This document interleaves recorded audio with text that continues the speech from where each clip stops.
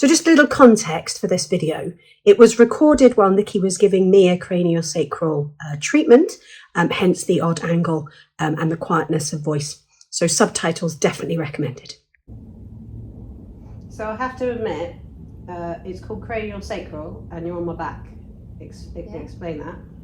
This is your sacrum is your tailbone.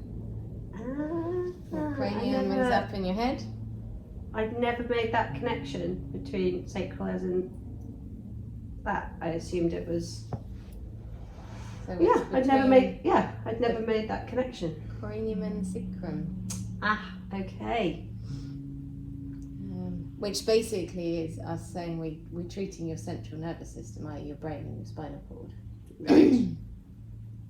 That makes a lot more sense. With the premise being that we're trying to regulate the flow of your cerebrospinal fluid. Your craniosacral rhythm is the flow of your cerebrospinal fluid. So the idea goes that in the ventricles of the brain, kind of like two holes in the brain, as it were, two chambers in the brain. There's that's where the cerebrospinal fluid is made, and so it's kind of like a filling phase or an expansion phase, and that's like it trickles down around your spinal cord, so like an emptying phase. So if you can imagine, therefore, like there's changes in pressure, so like between the filling and the emptying. And so if you were to chop open like somebody's back, like you do, and you were to look at their spinal cord, you would see that it's moving up and down, anything up to about 8 to 10 times a minute, and that's the filling and emptying 8 to 10 times a minute.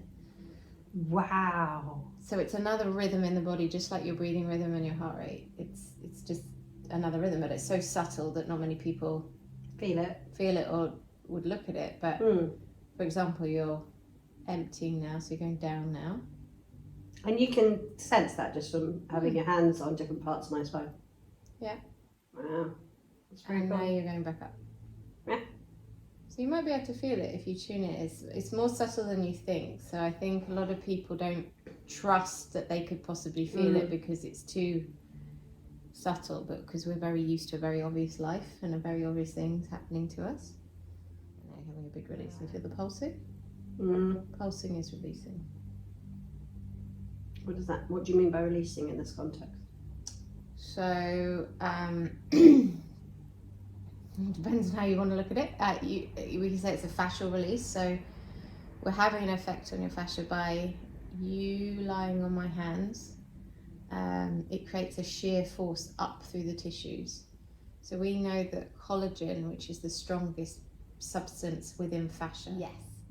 But it's also very strong collagen, and it's very gives a lot of structure and integrity. Yeah. And so it's kind of, I always describe it a bit like the princess and the pea. I'm the pea, you're the mattresses. I don't know who the princess is. No one gets to be the princess. No one gets to be the princess. But because my hands are under you, they create that shear force up, and therefore they can push up through some very deep tissues, which otherwise you'd have to really be going to town on someone to get to, you know? Yeah.